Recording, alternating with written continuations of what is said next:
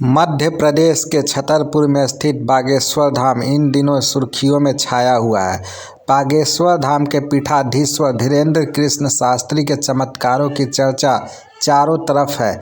नागपुर विवाद के बाद उनके बारे में गूगल पर सर्च बढ़ गई है, जिसके बाद से बागेश्वर सरकार भी एक के बाद एक कई बयान दिए जा रहे हैं।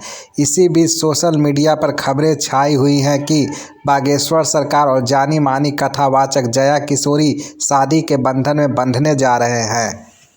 अब सवाल यह उठता है कि क्या सच में बागेश्वर सरकार शादी की योजना बना रहे हैं? जया किशोरी और बागेश्वर सरकार की शादी की खबरों में कितनी सच्चाई है?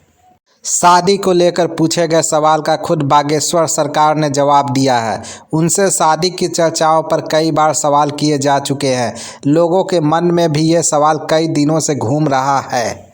तमाम चर्चाओं और कयासों के बीच बागेश्वर सरकार ने एक इंटरव्यू में खुद खुलासा किया और अपने मन की बात बताई। पहले आपको मशहूर कथावाचक जया किशोरी के बारे में बताते हैं। जया किशोरी जानी मानी मोटिवेशनल स्पीकर हैं। कथावाचक जया किशोरी का पूरा नाम जया शर्मा 13 जुलाई 1995 को राजस्थान के सुजानगढ़ में जन्मी जया किशोरी के पिता राधेश्याम हरितपाल शिवशंकर शर्मा हैं। उनकी मां गीता देवी हरितपाल हैं और एक बहन चेतन शर्मा भी हैं। ब्राह्मण परिवार की जया किशोरी अपने भाई बहनों में सबसे बड़ी हैं। वे बचपन से ही भगवान की भक्ति में रम गई थी। अब बात करते हैं बागेश्वर सरकार और जया किशोरी की शादी को लेकर फैली खबरों के बारे में।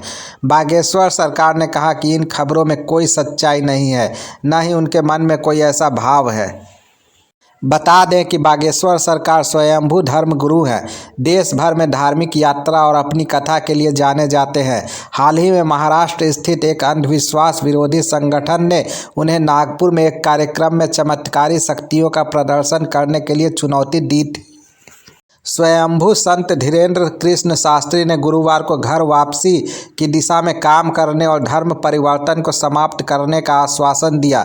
छत्तीसगढ़ के रायपुर में उन्होंने सनातन धर्म के खिलाफ बोलने वालों का बहिष्कार करने का आग्रह किया।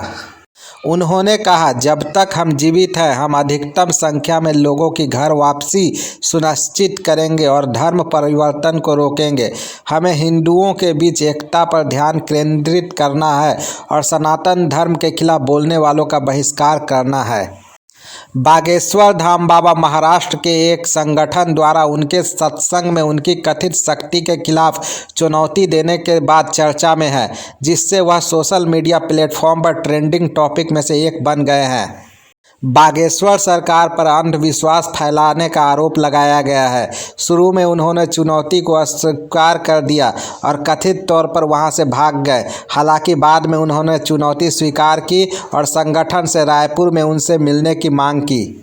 दिग्गज नेता कैलाश विजयवर्गीय सहित कई भाजपा नेता स्वयंभू संत के समर्थन में सामने आए हैं। हमेशा विवादों में रहने वाले भाजपा नेता कपिल मिश्रा ने दिल्ली में बागेश्वर सरकार के समर्थन में एक रैली भी निकाली। कपिल मिश्रा ने कहा कि बागेश्वर सरकार को बदनाम करने की साजिश रची जा रही है।